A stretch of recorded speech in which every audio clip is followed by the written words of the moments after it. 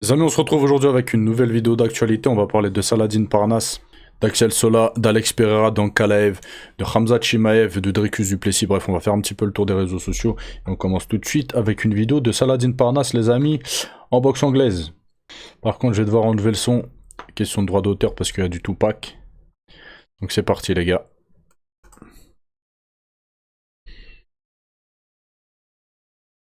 J'aimerais vraiment voir Salah au moins une fois dans un combat de boxe anglaise avec un client, pas quelqu'un de... Après, je vous parle pas forcément du top niveau, mais quelqu'un de vraiment solide.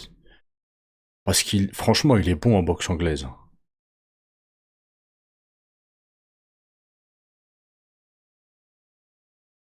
Il est bon. En plus, il explique qu'il aime beaucoup ça. C'est sa deuxième passion, genre.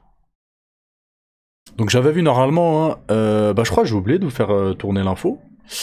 Il semblerait qu'en 2025, il puisse faire son premier combat de boxe anglaise, si je dis pas de bêtises.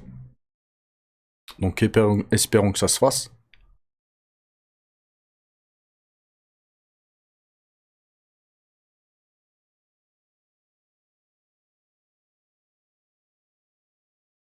Enfin, je le connais pas, il semblerait que ce soit... je sais pas qui en fait.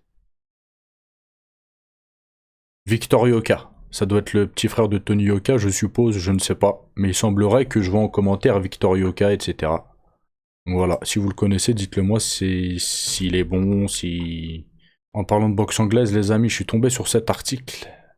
Le boxeur nigérien Gabriel Uluswagun est décédé hier soir lors d'un combat. Combat de boxe, bien évidemment.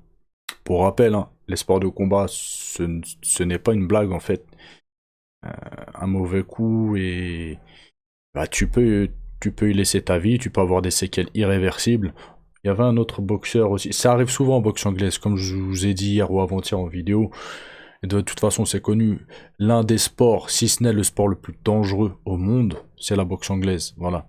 Il y avait un boxeur professionnel euh, d'Amérique du Sud ou quelque chose comme ça. Bah, il est devenu tétraplégique à la suite d'un combat. Je crois qu'il s'est mangé un coup derrière la tête et bah, il rebouge plus. Voilà. Et il était jeune, hein, pourtant.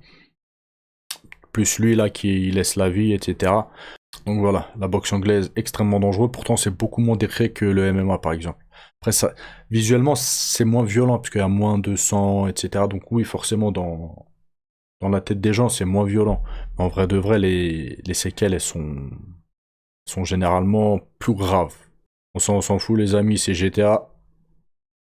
Maintenant, on va parler de Conor McGregor, les amis. Il aurait reçu une offre pour combattre dans la prison d'Alcatraz. Vous le savez, le milliardaire turquie, je crois, c'est comme ça qu'il s'appelle. Avec Dana White, etc. Il compte organiser un gala de boxe dans la prison d'Alcatraz. Et Dana White, et Conor McGregor aurait reçu une offre. Sauf qu'il l'a décliné. Voilà. Il a dit, en gros, bah, qu'il voulait pas, qu'il connaissait sa capacité à vendre des pay-per-view et que par conséquent, ben voilà, il refusait. Après, est-ce que c'est une excuse ou pas? Je ne sais pas. Mais c'est dommage. Ça aurait vraiment pu être pas mal un retour de Conor McGregor à la prison d'Alcatraz. Franchement, ça aurait été divertissant de fou, je pense. Après, peut-être pas, mais voilà. Déjà, le lieu en lui-même, je trouve que c'est une super bonne idée. Vraiment.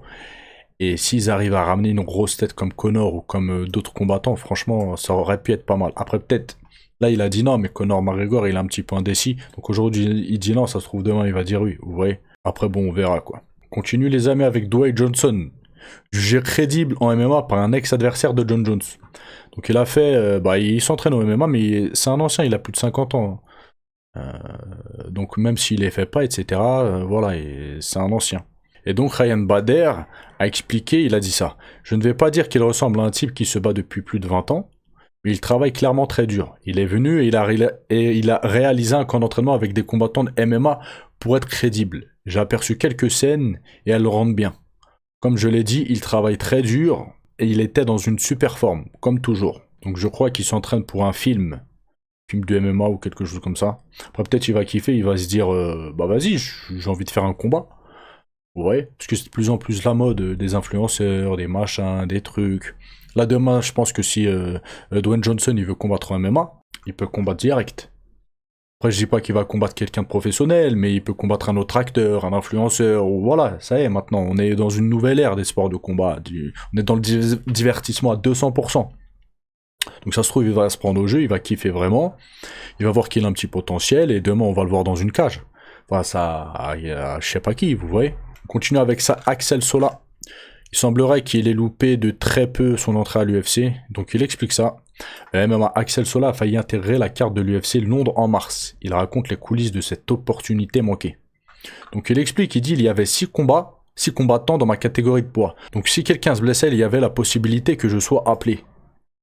Après il explique, une préparation complète pour rien. J'ai fait toute une diète, pas pour rien, mais pour pas combattre finalement. Vu que la pesée c'était le vendredi matin, il restait une possibilité, mais j'ai vite compris que ça n'arriverait pas. Donc après les amis, je pense que c'est que partie remise. S'il n'intègre pas l'UFC là au mois de mars, s'il l'a pas intégré, je pense que dans les prochains mois, voire les prochaines années, très probablement, il pourra intégrer l'UFC. Voilà. Je pense qu'il a le niveau, après attention, je dis pas niveau top 15, top 10, top 5 UFC, mais pour intégrer l'UFC en 2025, on voit, il y a des mecs, des fois ils intègrent l'UFC, tu te dis mais comment ça se fait en fait? Ouais. L'UFC c'est plus ce que c'était, c'est plus autant sélectif, c'est plus autant élitiste. Il y a 10 ans, 15 ans en arrière, oui. Mais maintenant non, il y a un petit peu tout le monde. Après attention, là, en disant ça, je dis pas que Axel Sola il est mauvais, pas du tout. Hein. On le savait, moi c'est un combattant que j'aime bien, et que je trouve assez bon, voilà. Et donc oui, ça m'étonnerait même pas quoi. On continue avec Alex Pereira et Ankalaev. Chael Sonnen, j'ai du mal, explique que c'est une erreur d'organiser un combat revanche entre les deux. Et il dit quoi? Je suis un très grand fan d'Alex Pereira, entre guillemets, sur le plan personnel, mais aussi de son travail à l'intérieur de la cage. Je dois vous le dire qu'il n'y a rien dans ce premier combat, que ce soit une maladie, une blessure ou une combinaison des deux, qui amènerait une analyse raisonnable à croire que vous allez avoir un résultat différent dans le deuxième combat. Donc pour lui, excuse ou pas excuse, blessure ou pas, maladie ou pas, ou combinaison des deux comme il dit, selon lui, ce serait très peu probable qu'Alex Pereira, du moins sur le papier, qu'Alex Pereira gagne une revanche, même s'il est en pleine forme, etc. Après, bon, personne ne connaît l'avenir, ça c'est quelque chose qu'on ne peut pas savoir. Se trouve à Alex Pereira, ils vont faire un combat retour. Ankalaev, il va se faire éteindre direct. D'accord. Après, il faut pas non plus... Moi, vous savez, je suis très critique envers Pereira, etc. Mais je l'ai toujours dit, c'est un combattant extrêmement dangereux parce qu'il a quelque chose que beaucoup n'ont pas. Après, je vous ai dit, c'était quelqu'un de surcoté, de par sa technique, etc. Voilà. Mais ça reste quelqu'un qui est très dangereux et qui peut éteindre tout le monde dans la cage. Par rapport à ça, il y a toujours la possibilité qu'il gagne un combat. Et qu'il gagne un combat revanche. Même si sur le papier, il est moins bon qu'Ankalaev, il est moins technique, etc., etc. Voilà. Ça reste quand même un boucan et un mec très dangereux. Pendant le combat retour, je pense qu'Ankalaev sur le papier est meilleur de toute façon, il l'est. Mais il suffit d'une seconde, les gars, d'un coup, pour que le combat soit terminé. Ok? Donc voilà. Personne sait le déroulement du second match. S'il va avoir lieu déjà, et s'il a lieu, comment ça va se terminer. Mais pour Chael Sonnen, voilà, c'est clair et net. Ankalaev est bien meilleur qu'Alex Pereira, quoi. On termine, les amis, avec Duplessis et Chimaev. Un combat à sens unique. Après, attention les amis, c'est Darren Till qui a pris la parole par rapport à ça. On le sait que c'est un ami de Khamzat Chimaev. Donc il n'est pas, comment dire, il n'est pas objectif dans ses propos. Mais il a dit quoi? Je pense que Chimaev va l'écraser. Je pense que Dricus va complètement se faire écraser. C'est ce que je pense. Je pense également que Borz va gagner le titre facilement. Voilà. Bon, forcément, encore une fois, il n'est pas objectif. Après, voilà, si le combat a lieu entre les deux, bah, moi, j'en démords pas. Dricus, il est très très fort. Khamzat Chimaev aussi, hein. Contre Robert Whittaker, ils m'ont impressionné, etc. Mais Dricus Duplessis est vraiment très fort. En tout cas, ce serait, je pense, une belle confrontation. Je préférerais voir un Dricus Duplessis Khamzat Chimaev, par exemple, qu'un Dricus Duplessis Nassourdine-Imavov. Après, c'est mon avis personnel, par rapport au style. Vous voyez? Après, moi, vous le savez, j'aime beaucoup le striking, etc. Mais là, je parle pour le visionnage. Dricus Duplessis, Khamzat Chimaev, ça risque d'être pas mal. Donc voilà, espérons que ce combat ait lieu. C'est un combat que j'ai vraiment envie de voir à ces deux-là, là. Et voilà les amis. Bref, c'était tout pour aujourd'hui, une petite vidéo. N'oubliez pas de liker pour ceux qui veulent, me soutenir, etc. Abonnez-vous, activez la cloche, commentez, je vous dis à la prochaine vidéo. Ciao, ciao.